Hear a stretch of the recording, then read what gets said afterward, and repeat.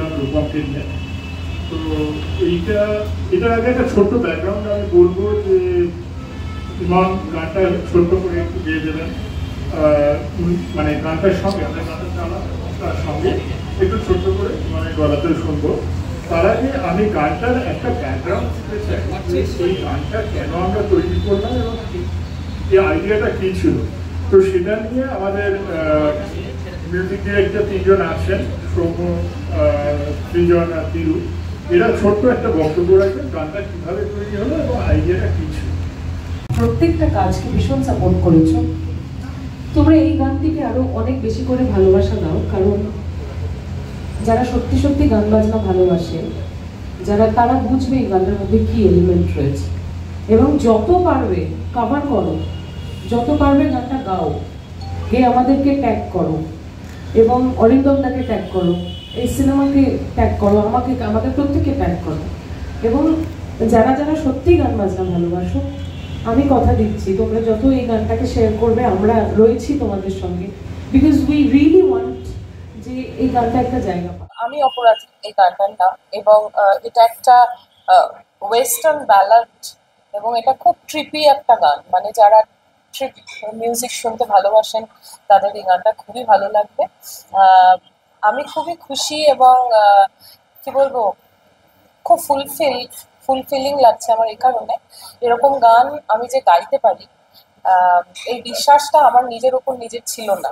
কিন্তু আমাকে অরিন্দমদা এবং আমার যারা মিউজিক ডিরেক্টর ট্রায়ো যারা রয়েছেন, তারা আমাকে এই সাহসটা জুগিয়েছেন যে এই গানটা আমি গাইতে পারি, এই ধরনের গান আমি গাইতে পারি। এরপর থেকে আমি এই ধরনের গান আরো বেশি করে গাইবো, কারণ বলে না মুঝে লাগ লাগ গাইয়ে, আমার খুবই ভালো লেগেছে। এবং তারপর থেকে আমি এই ধরনের মিউজিক শুনেছি এত, মানে এখন একটা আমার মনে হচ্ছে একটা অন্য দিক খুলেছে। মানে সঙ্গীতটা একটা মহাসাগর, সেখানে আমার তো কেনে আঙ্গুলের নখটা খালি ডুবেছে, কিন্তু আমার যতটুকু জার্নি এই 10-11 বছরের জার্নির মধ্যে এরকম গান আমাকে দিয়ে কেউ কখনো আগে গাওয়াননি, কেউ ভাবেননি আমার কথা। কিন্তু অরিন্দমদা যে ভেবেছেন, তার জন্য অরিন্দমদাকে অনেক অনেক ধন্যবাদ। দুর্গাপুর জাংশন এই ছবিটা সুপারহিট হোক এবং আমার এই গানটা মানুষের শুনুক, বুঝুক, সেটাই চাই।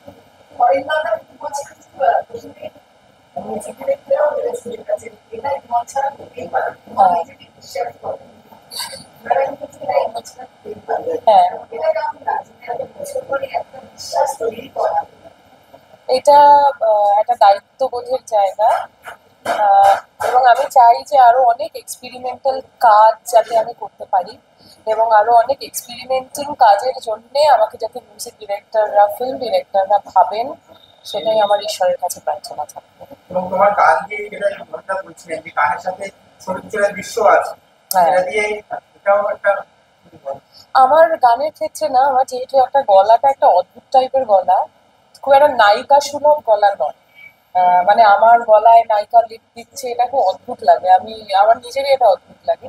তো আমার যেই গানগুলো মানুষ শুনেছেন, তার মধ্যে বেশিরভাগ গান কিন্তু ব্যাকগ্রাউন্ডে। তুমি যদি প্রাক্তন বলো, বা তুমি যদি আলাদা আলাদা বলো, বা আরো অনেক গান যে গানগুলো ব্যাকগ্রাউন্ডে থেকেছে এবং সিনেমাটাকে আরো, সিনটাকে আরো এনহ্যান্স করেছে। তো আমার বিশ্বাস এটা তো একটা ডার্ক জনারের ছবি, এবং গানটার মধ্যেও একটা একটা আলো আধারি একটা রয়েছে। আমার মনে হয় এটা it's a very wise decision অরিন্দমদা যেটা নিয়েছেন। উনি ছবির ক্যাপ্টেন, উনি নিশ্চয়ই বুঝে নিয়েছেন, এবং গানটা ব্যাকগ্রাউন্ডে থাকলে অ্যাকচুয়ালি ভালো ওয়ার্ক করবে বলে আমার মনে হয়। এটা ভীষণ অরিজিনাল একটা গান। আমি বাংলা ছবি তো শুনিনি এরকম গান, এবং আমার মনে হয় ইমনের যা গলা, যা টেক্সচার, এই গানটা একদম it's a master stroke. I am very happy and very excited about this song. দেখতে হবে। হ্যাঁ, এই ছবিটা জানতে চাও? ছবিটা দেখো তাহলে। कहते ना दमदार जोरदार character. So this is an absolutely knockout character. আর আমার সৌভাগ্য এটা যে অরিন্দা আমার কথা ভাবলেন এই চরিত্রটার জন্য। And of course, বিক্রম আর বিক্রমের সঙ্গে কাজ করেছি, it has been wonderful. They are friends and they are both such good actors. আমি এখন আর keeping my fingers crossed আর 25 তারিখের জন্য বসে আছি। ইমনের গান মানে তো ইমনের গান আমরা সবাই জানি, কিন্তু এই ছবির প্রেক্ষাপটে মানে এই গানটা খুব ইম্পর্টেন্ট, মানে প্রচন্ড ভালো।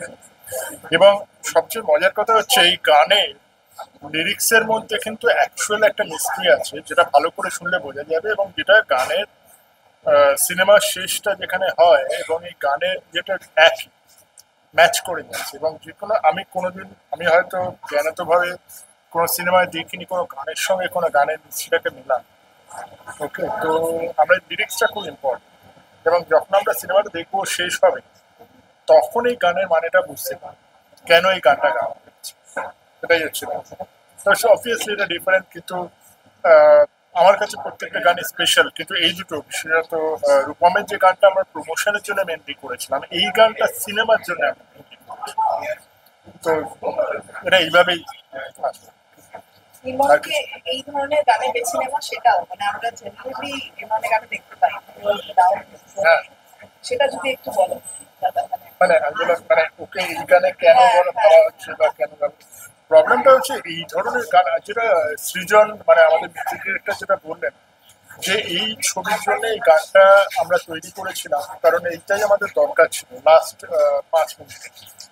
এবার এই যে এই একটা প্রচন্ড গলার ডেপ, তার একটা হাই স্কেল, এই স্কেলটা আমরা এবং একটা গম্ভীর একটা ব্যাপার আছে, একটা বেশ সাংঘাতিক একটা বেস আছে।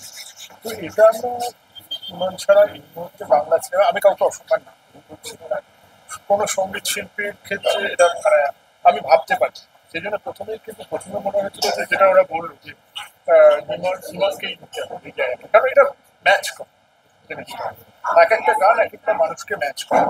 তো আপনারা সবাই শুনেছেন গানটা, তো সেই জন্য এটাকে মনে হচ্ছে না একটা অ্যাবসলিউট ডেপথের মধ্যে গানটা গাওয়া হয়েছে এবং সেটা কিন্তু পুরো পুরোটা ম্যাচ করে গেছে। তো সেই জন্যই আমাদেরকে একটা কথাই বলেন, জেমস বন্ড চাই। সো আমরা বলি স্যার জেমস বন্ডের কি চাই, তো ইট ওয়াজ লাইক আমার একটা স্কাইফল চাই। আমরা বললাম বাংলায় স্কাইফল স্যার কী করে হবে, একটু ভাবি, একটু সময় দিন, তারপরে আপনার কাছে আসছি। সো এটা এরকম নয় যে এটা ABC কোনো ভার্সন ছিল, this is the only version that we have made. যখন আমরা বানাই উই আর লাকি যে ইট ওয়েন্ট থ্রু, একটা ভার্সন হয়তো প্রথম থেকে যেটা ছিল সেটাই লাস্ট অব্দি সেটাই রয়েছে, which is we are very lucky, যেটা আমরা মনে করি। অনেকটা সময় গেছে গানটাকে বানাতে, সেটা বাকি দুজনও বলবে যে কি কেন কি প্রসেস কি হয়েছে। প্রসেসটা খুব একটা ইজি না এইটার পেছনে। We had to brief, internally আমরা তিন রকম আইডিয়াস বের করি প্রথম থেকে, and then we battle it out আর কি নিজেদের মধ্যে।